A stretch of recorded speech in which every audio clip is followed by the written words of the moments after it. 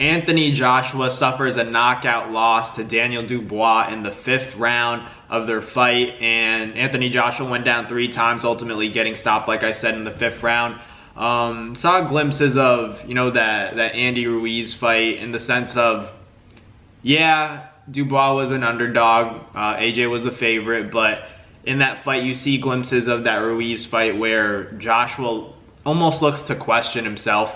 And no doubt about it, he was hurt in that fight, but I'm more so talking about, the heart. They always say in boxing, like, if you can quit once, it's easy to quit the rest of the time. Once you do it one time, you can become a quitter immediately. And I think that's not exactly what happened to Anthony Joshua, because obviously he came back from that Ruiz, stoppage loss and then ended up beating him in a unanimous decision, and that was an impressive fight as well. But I just mean, I'm questioning the heart of AJ a little bit, and I don't know if he'll ever get to that point where he can really dig deep for that killer instinct. I just don't know if he has it. In terms of a war, he's been in a war with Klitschko, he's been hurt on numerous occasions. It's just more so, being intelligent about it. He got overzealous in there for sure, but at the same time, there's a difference between overzealous and being, a killer. You got to be smart in your attack. There has to be a method to your madness, and he just tried to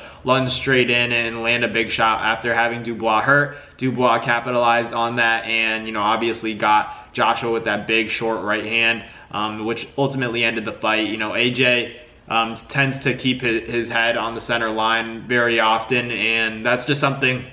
It's the heavyweights, and I think this was an exciting fight. Let's also remember that. I think I'm getting too quick to criticize AJ when I should more so be giving these heavyweights their flowers, because you guys know how I am. I'm more so like, I'd rather watch a lightweight fight. I'd rather watch a featherweight fight, a middleweight fight, but sometimes for me, I have a hard time, finding interest in the heavyweight, division. Not because I don't like knockouts, because obviously the heavyweights, they often produce these knockouts because of the lack of the, the endurance, the not needing to make weight, all of that stuff. I feel like it all factors into, not high level stuff, but, exciting performances where these guys are going out on their shield. The bigger they are, the harder they fall. That's what makes the heavyweight division exciting to begin with. But I generally enjoy watching the lower weight classes more than I do the heavyweights. That's just the way I've always been. The heavyweight division was never my favorite division in the sport of boxing. It's always been, the welterweights, the lightweights, around that, 35 all the way to 47, maybe even 54. But besides that, this fight in particular, Dubois and Anthony Joshua, was a really exciting fight. A fight that I didn't even expect to be as exciting as it turned out to be, because I often, have like low expectations for the heavyweights. I just think that they're going to go in there, one guy's going to get tired, and then one guy gets knocked out. That's just the way it always goes. And obviously AJ did get knocked out, but it was back and forth. AJ got dropped multiple times. He looked out of it. AJ had his moment too. He just couldn't capitalize on it. He tried to, but ran into something big, and that's what makes the heavyweight division so exciting. So I don't know what's next for AJ. I still wouldn't mind, if Usyk and Fury fight again, whoever wins that fight. If it's Usyk again, then Fury and AJ is a very possible fight that I wouldn't mind seeing. Two guys who have history, they've known each other, they've always been, in talks to, potentially fight amongst the fans. The fans always wanted to make that fight between AJ and Tyson Fury and see what happens.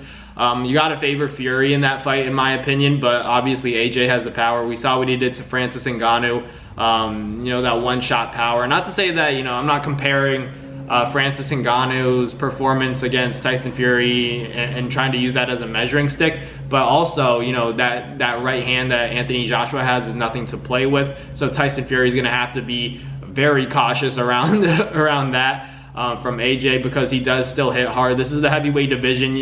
I feel like that fight between Dubois and AJ just really showed once again why the heavyweight division is so exciting, because you can't really write this stuff up, right? Like, you can't make this script up. It's almost like the end of a Rocky movie, but you don't necessarily get that in the lower weight classes, because a lot of those fights tend to go to decisions because maybe they don't hit as hard, and they have better endurance. They're they're more durable throughout those 12 rounds. So, you know, there's pros and cons to every weight class, you know, depending on what you like to watch, but definitely a good fight for the heavyweight division. Unfortunate outcome for Anthony Joshua, but it seems like he's in good spirits. He doesn't intend on retiring anytime soon. A lot of people were saying it's done for AJ, and maybe, you know, it's something up here that he needs to fix, and if he's not able to do that, maybe then he should consider retiring. But let's see him, you know, maybe a few more times. I wouldn't mind seeing AJ back against Deontay Wilder. Still a big fight.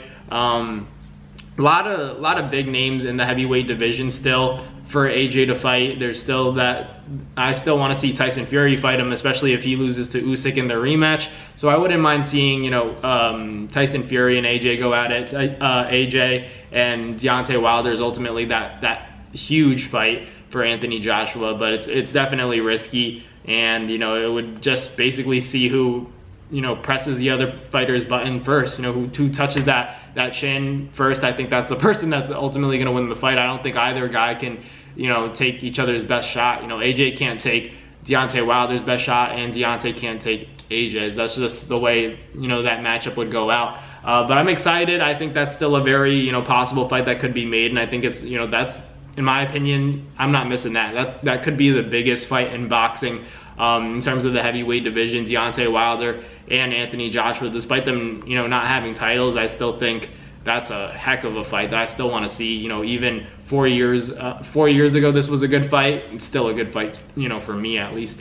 But let me know in the comments what you guys think. Anthony Joshua loses to Daniel Dubois via KO in the 5th round, goes down 3 times, wobbles Dubois, but ultimately gets stopped when he runs into that big right hand from Dubois, and he ends it. So let me know in the comments what you guys thought of the fight and what you guys want to see AJ do next. But thank you guys for watching. Like, comment, and subscribe, and I'll catch you guys on the next Nabs boxing video. Peace. That's going to do it for another Nabs Fight Media video, guys. Thank you guys so much for watching. It's been your boy, Matt Nabong, with another video. Hope you guys enjoyed it all. Thank you guys for the constant support. Salute to y'all always. It's been your boy.